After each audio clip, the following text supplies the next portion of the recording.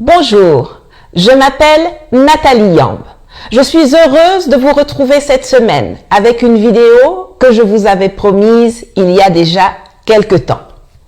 Nous allons donc enfin nous pencher plus en profondeur sur ce qui se passe au Burkina Faso. Ouagadougou, 24 janvier 2022. 2 semaines après avoir fièrement pris des sanctions illégitimes envers les autorités et le peuple malien pour faire plaisir à Paris, 2 semaines après avoir donné l'ordre de braquer illégalement les avoirs maliens à la BCEAO, le président du Faso et de l'UEMOA est lui aussi victime d'un braquage, celui de son fauteuil présidentiel. L'injustice appelle l'injustice, l'illégalité appelle l'illégalité.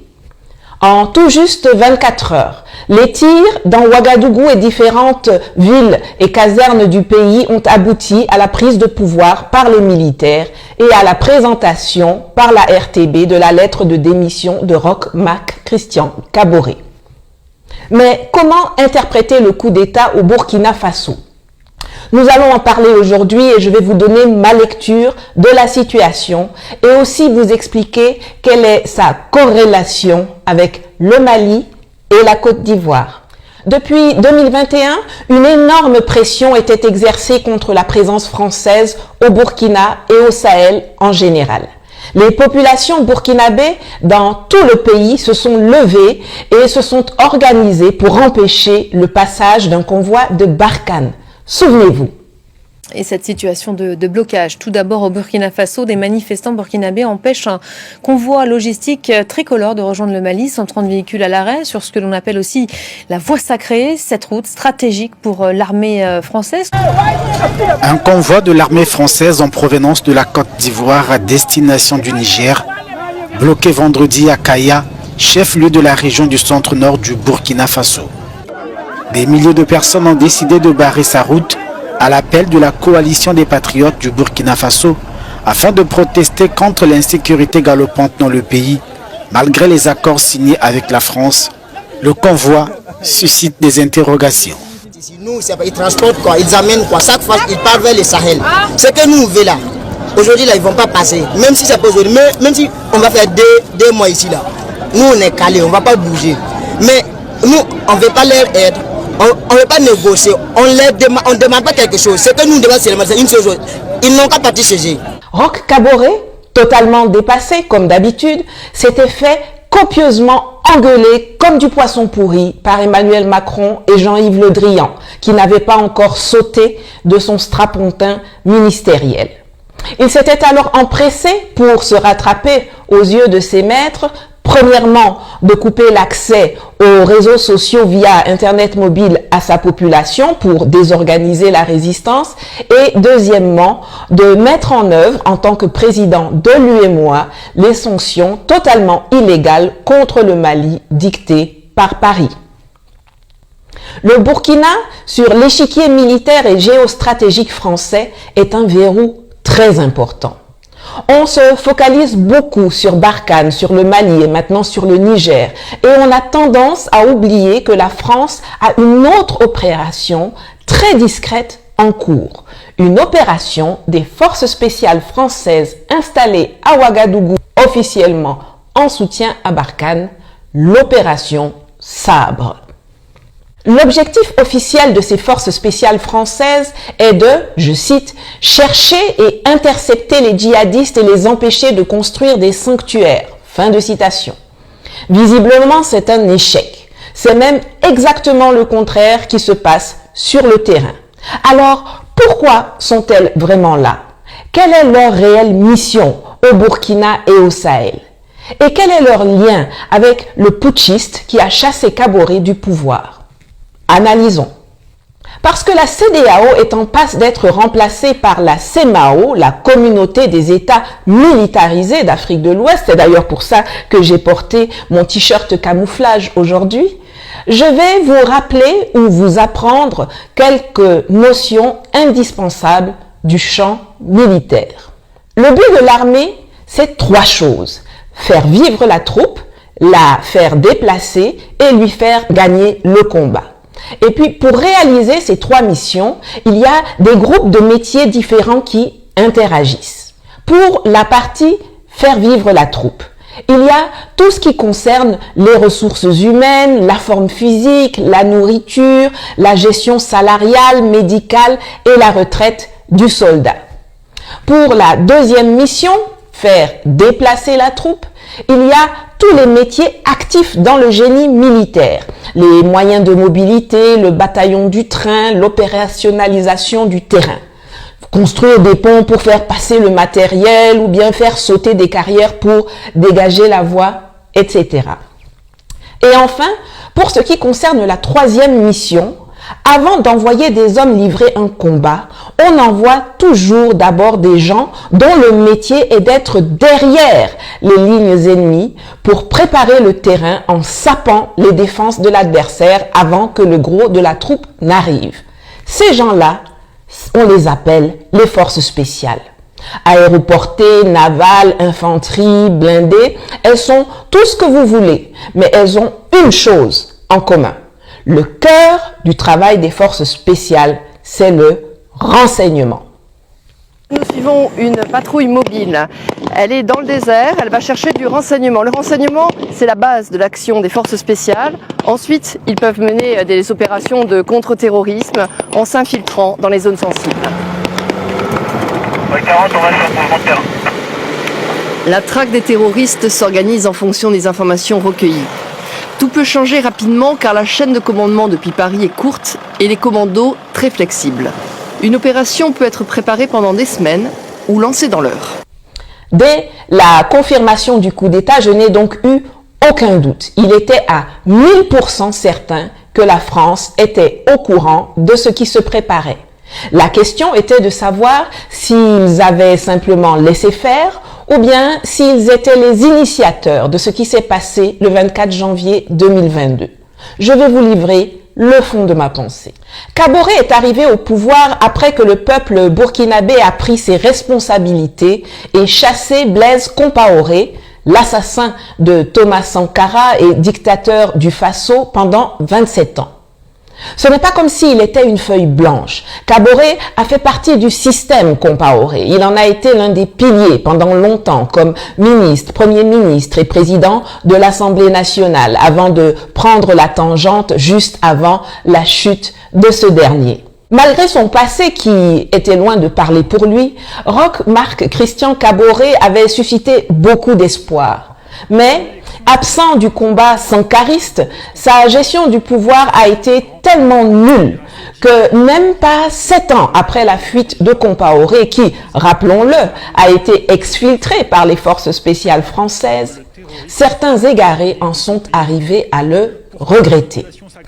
Incapable d'équiper correctement son armée, laissant les civils se faire massacrer, les soldats affamés et assoiffés au front, abandonnant les familles des militaires à leur triste sort, pendant que lui se tapait la belle vie chez lui en fumant ses cigares et en buvant son champagne, plus talentueux pour couper l'accès à Internet et aux réseaux sociaux à son peuple que pour couper la route aux terroristes qui occupent aujourd'hui le Faso, cet homme a mis à mal l'espérance démocratique du Burkina et ça, c'est impardonnable.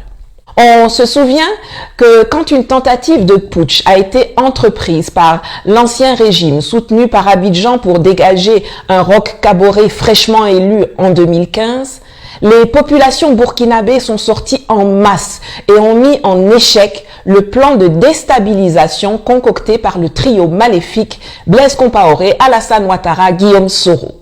Mais cette fois-ci, alors qu'il venait pourtant d'être fraîchement réélu, personne ne s'est ému de la destitution de Kaboré. Aucun amoureux de la liberté et de la dignité africaine ne le regrettera. La France, qui dispose d'informations encore plus affûtées que celles du commun des Africains, savait exactement ce qui était en train de se passer. Elle avait 2 options. Continuer de soutenir un allié chancelant, au risque de le voir s'écrouler comme l'autre marionnette française du coin, le Malien Ibrahim Boubacar Keïta, chassé du pouvoir par le peuple soutenu par les militaires, ou alors procéder elle-même de façon préemptive à son remplacement par quelqu'un de confiance afin d'éviter une surprise désagréable comme au Mali. Le choix fut rapide. Ayant vu à quel point leur laquais Kaboré était totalement dépassé par le nationalisme africain, c'est ainsi qu'ils l'appellent, des populations burkinabées, les Français ont rapidement privilégié un coup de sabre contre son régime pour anticiper un putsch conduit par des gens qui seraient véritablement patriotes, c'est ce que eux qualifient d'anti-français, à l'instar des nouveaux gouvernants au Mali. La France a donc décidé de prendre les devants en évitant qu'un coup d'État incontrôlé place à la tête du pays des gens aussi incontrôlables que Assimi Goïta, Sadio Camara, Abdoulaye Maïga, etc. Le dispositif militaire français est constitué de 3 parties.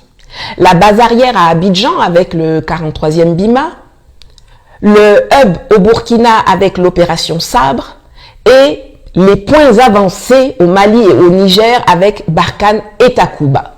Le hub est essentiel au fonctionnement de ce dispositif. Si le Burkina advient à être dirigé par quelqu'un qui décide de faire appel à d'autres alliés et de se passer de la soldatesque française, c'en est terminé de l'occupation militaire hexagonale au Sahel et donc de la protection des terroristes trafiquants qu'elle installe et du pillage de nos ressources qu'elle opère.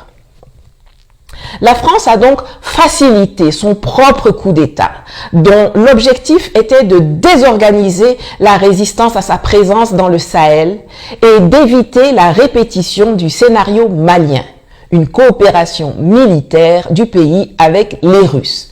Un coup d'État pour prévenir un coup d'État. La réaction extraordinairement timorée de l'Occident et le quasi-silence de la CEDEAO à l'époque en témoignent. Nous savons tous que la France a des putschs qu'elle valide, comme au Tchad, et des putschs qu'elle ne valide pas, comme au Mali. Aussitôt dit, aussitôt fait. Et c'est ainsi que le lieutenant-colonel Paul-Henri Sandaogo Damiba s'installe au palais présidentiel.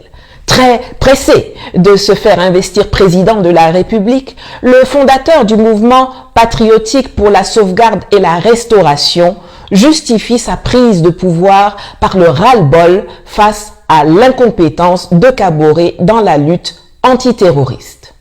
5 mois plus tard, force est de constater que l'homme des Français, puisque l'officier est diplômé de l'école militaire de Paris, titulaire d'un master 2 en sciences criminelles du Conservatoire national des arts et métiers de Paris, où il a été formé et encadré par le franc-maçon le plus célèbre de France, Alain Bauer, et d'une certification d'expert de défense en management, commandement et stratégie, eh bien, il n'a apporté aucune réponse au calvaire que vivent les populations depuis 7 ans. Bien au contraire, là où on pouvait encore trouver des excuses au civil Kaboré, la faute de Damiba est immense. Immense car il est non seulement militaire, mais aussi parce qu'il a dirigé l'armée dans les régions du Sahel à Dori et du Nord de 2015 à 2019.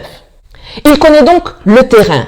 Et en plus de ça, il se targue d'avoir une vision stratégique de la lutte antiterroriste, ce qui l'a mené à pondre un ouvrage intitulé « Armée ouest-africaine et terrorisme, réponse incertaine » paru en 2021. Voilà le truc. J'ai perdu des heures précieuse de ma vie à lire cet opuscule aussi creux que les discours de son auteur. Mais vous savez que chaque fois que je m'adresse à vous, je le fais de façon documentée et non sur la base d'émotions, de rumeurs ou de congossa. J'ai donc sacrifié mon temps pour essayer de mieux percevoir à quel individu on avait affaire. C'est pour cela que les récents attentats et notamment les massacres de Seitanga sont particulièrement impardonnables. Pour ceux qui ne le savent pas, Seitanga est une localité burkinabé à 5 km de la frontière nigérienne. Le mercredi 8 juin, vers 18 h, 3 civils y ont été tués et du bétail volé par des hommes en armes dans le quartier de Bel.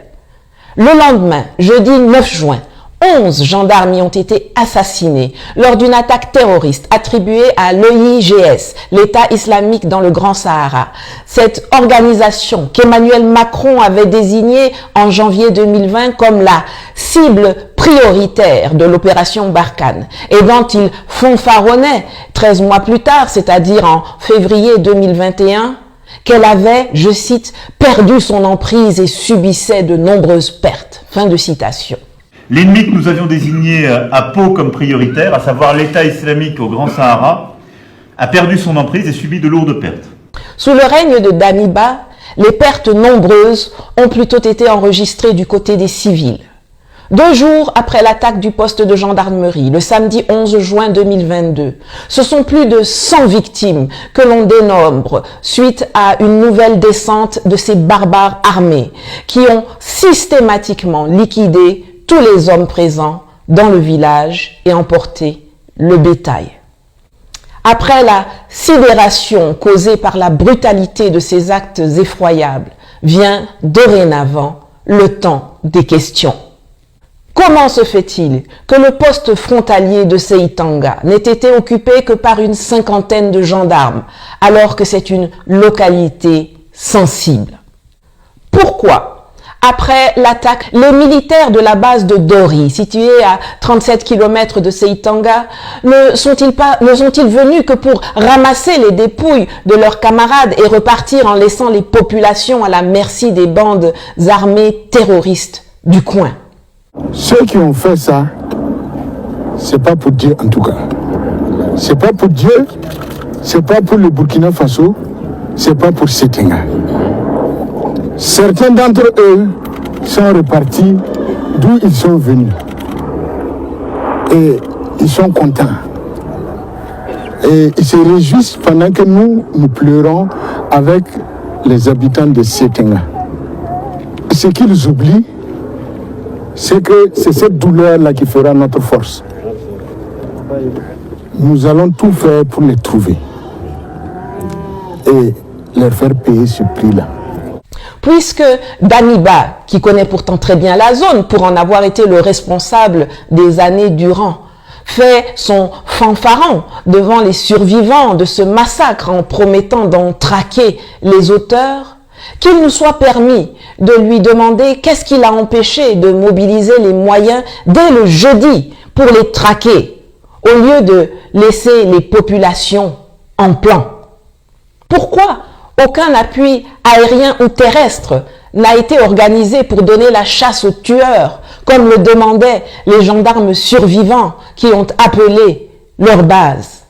À quoi servent les forces spéciales françaises, dotées d'immenses moyens de renseignement et de combat, puisqu'elles sont incapables de prévenir et de voir venir des centaines d'agresseurs qui se baladent dans la zone comme au milieu de leur salon, ou qui sont incapables de voir 14 camions-citernes de carburant se faire braquer et se volatiliser dans la nature?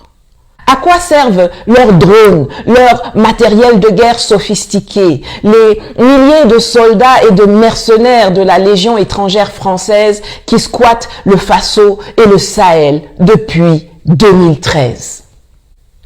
Paul-Henri Sandaogo Damiba est le pion que la France a mis au pouvoir au Burkina Faso pour sauvegarder les trafics en tout genre, drogue, armes, carburant, or, etc. et pour restaurer la mainmise française sur les pays de la zone en remplacement de l'allié peu fiable parce que faible qu'était devenu Kaboré.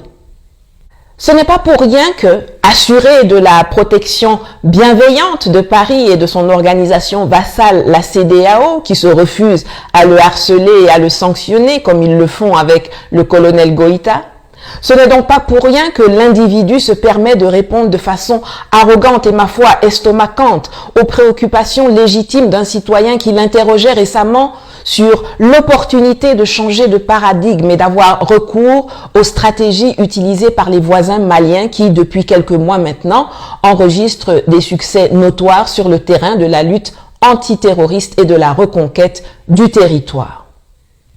Si vous êtes réellement fort, faites votre coup d'État et gérez le pays comme vous le voulez, a-t-il osé répondre. Au moins, maintenant, c'est clair. Chers amis, les nouvelles ne sont pas bonnes. Les populations du Burkina Faso ont encore des jours sombres et difficiles devant elles. Elles sont prises en tenaille par des réseaux situés en Côte d'Ivoire, au Niger, en Europe et en Amérique latine qui utilisent le terrorisme pour s'adonner en toute quiétude à des activités de trafic qui enrichissent certains cercles dans le monde. Il y a quelques semaines, les arrestations en Côte d'Ivoire de certains acteurs d'un balèze réseau de trafic de cocaïne ont fait les gros titres. Elles ne découlaient pas de la volonté politique des autorités du pays, mais plutôt des pressions de la DEA, la Drug Enforcement Agency américaine, présente sur les rives de la lagune ébriée depuis quelque temps, et vous allez vite comprendre pourquoi. Les patrons de ce réseau sont des francs-maçons très proches du pouvoir en place à Abidjan, puisque le parrain local n'était autre que Ahmed Bakayoko, grand maître de la loge franc-maçonne de Côte d'Ivoire, ministre de la Défense, ministre de l'Intérieur, puis premier ministre de Alassane Dramane Ouattara et protégé de son épouse, l'omniprésente Dominique Nouvian. Des médias anglo-saxons ont publié de grandes enquêtes à ce propos, sans être contredits. Avec l'arrivée du clan Ouattara au pouvoir, la Côte d'Ivoire est devenue l'un des principaux hubs de transit de la cocaïne venue d'Amérique latine à destination de l'Europe. Dans le journal Libération, un expert en sécurité d'Afrique de l'Ouest affirme, je cite, « On n'est plus à l'échelle continentale, mais mondiale ». Fin de citation.